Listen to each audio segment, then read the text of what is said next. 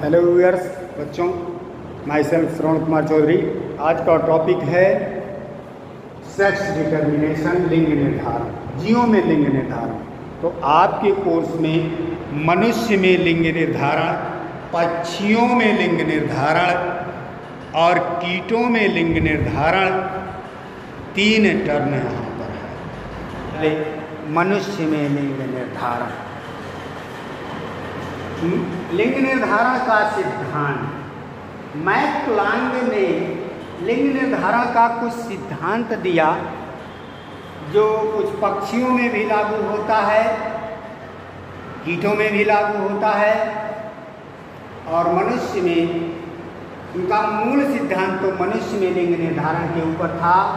तो उन सिद्धांत के अनुसार जो मनुष्य शरीर है, उस शरीर में गुणसूत्र को 2 भागों में बांट दिया। पहला ऑटोसोम्स, ऐसे कुछ गुणसूत्र हैं जो शारीरिक लक्षणों का निर्धारण करते हैं, यानी आंखें कैसी होंगी, बाल कैसे होंगे, शरीर का आकार कैसा होगा, त्वचा का रंग कैसा होगा। उसमें अन्य कैरेक्टर जो शरीर से संबंधित हैं, वह यानी नर और मादा होना, जनन अंगों का जो लक्षण है, जनन अंगों से संबंधित, उनको छोड़ करके शेष सभी लक्षणों का जो निर्धारण करते हैं। यूँ कहें कि दैहिक लक्षणों के जो जीन हैं, जिन गुणसूत्रों पर पाए जाते हैं, दैहिक लक्षणों से संबंधित जो जीन हैं, वह जिन गुणसूत्रों पर पाए जाते हैं वह ऑटोसोम्स कहलाते हैं। यह मनुष्य में 22 जोड़े होते हैं। ध्यान देना, कितने होते हैं? 22 जोड़े, अर्थात कितनी संख्या हो जाएगी? 44। मनुष्य में गुणसूत्रों की संख्या 46 है।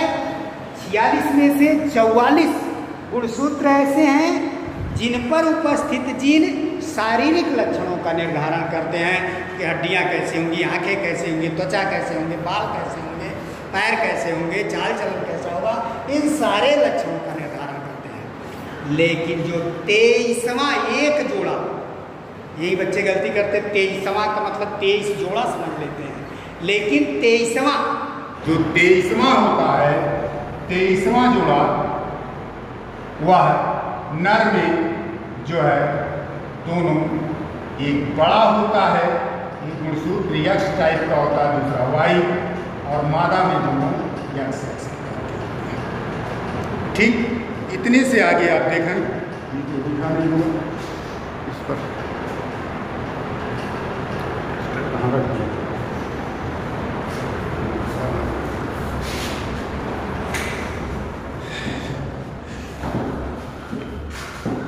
पुनः एक बार देखें, आप लोग पुनः देखें एक बार, पंखा चल रहा था, आवाज नहीं। मैक्लांग के अनुसार गुणसूत्रों पर 2 प्रकार के होते हैं। दैहिक गुणसूत्र 22 जोड़े, एरोसोम लिंग गुणसूत्र वो है 23वां जोड़ा, एक जोड़ा जो नर में यक्ष प्रकार का होता है, यक्ष वाई प्रकार का, और मादा में यक्ष प्रकार, ये नर में और ये मादा, यानी ये पुरुष में और ये स्त्री। अब देखेंगे कि निर्धारण कैसे होता है। ये नर है और ये मादा। नर में जब स्पर्म बनने लगते हैं, अर्धसूत्री विभाजन होता है, तो उनके जो जननिक कोशिकाएं हैं, दैहिक कोशिकाएं हैं, उनमें 44 प्लस XY, ये 44 पूरा और X 45, Y 46, अर्थात 22 जोड़ा प्लस 1 जोड़ा, 23 जोड़ा। तो युग्मक इस शुक्राणु बनते समय इसका आधा हो जाता है। तो आधा होते समय इस 44 का आधा 22 और इसमें से एक X, और फिर 44 का आधा 22 और ये Y। इस तरह से शुक्राणु 2 प्रकार के बनते हैं, एक यक्ष गुणसूत्र वाले और एक वाई गुणसूत्र वाले।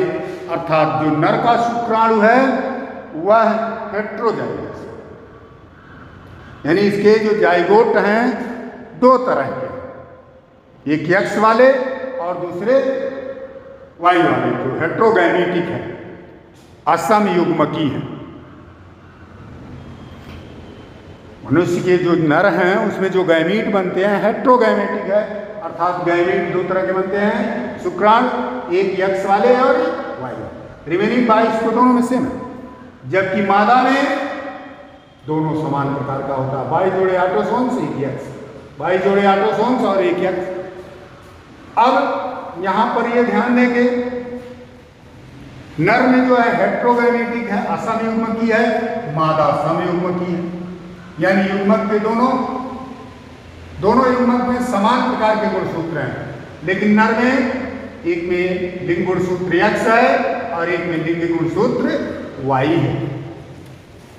अब निषेचन क्रिया में ध्यान देना, यदि नर का यक्ष गैमीट, यक्ष युग्मक मादा के किसी भी युग्मक से, देखिए इससे भी संलयित होता है, तो ये 22 प्लस यक्स, 22 प्लस यानी जो 22 44 यक्स डबल एक्स, फिर इसी से 22 44 यक्स डबल एक्स, तो ये सब बॉयज,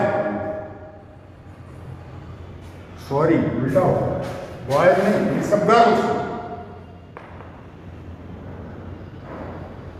और ये सब बॉयज हैं, जिनमें सब यक्ष गुणसूत्र हैं दोनों, क्योंकि देखिए मादा में दोनों यक्ष हैं, तो ये सब गर्ल्स होंगे। और अगर नर का वाई गुणसूत्र मादा के किसी भी युग्मक से संलयित होता है तो बॉयज होंगे। यहां पर ध्यान देना है, किसी भी दंपत्ति को, किसी भी विवाहित जोड़े को, यदि उसे सभी गर्ल चाइल्ड मिलते हैं तो इसमें मादा का कोई जो है रोल नहीं होगा, इसमें मादा का कोई रोल, क्योंकि उसके दोनों युग्मक से, देखिए ये इस युग्मक से गर्ल भी जन्म पा रही है, बॉयज भी जन्म पा रहा है, और इस युग्मक से भी गर्ल जन्म पा रही है और बॉयज भी जन्म पा रहा है। तो इसमें आमतौर से समाज में ये देखा जाता है कि किसी और महिला को सभी लड़कियां पैदा होती हैं तो उसको डंडे से मारकर भगाया जाता है। ये एकदम विज्ञान से गलत है, क्योंकि किसी भी दंपत्ति को मेल चाइल्ड मिलना या फीमेल चाइल्ड मिलना टोटली पूर्ण रूप से नर पर डिपेंड करता है, मादा पर अर्थात स्त्री पर कोई, महिला पर कोई उसमें सहभागिता नहीं होती, क्योंकि यहाँ देखें उसके दोनों ही युग्मक से गर्ल भी जन्म पा रही हैं, बॉयज भी जन्म पा रहे हैं। इसलिए यह हमेशा गलत है कि किसी दंपत्ति को समस्त गर्ल चाइल्ड मिल रही हैं या समस्त बॉय चाइल्ड मिल रहे हैं तो उसमें मादा का कोई रोल है, यह गलत है। जो आपको यहाँ स्पष्ट है, उसके दोनों ही युग्मक से बॉयज भी हो रहे हैं और गर्ल भी हो रहे हैं।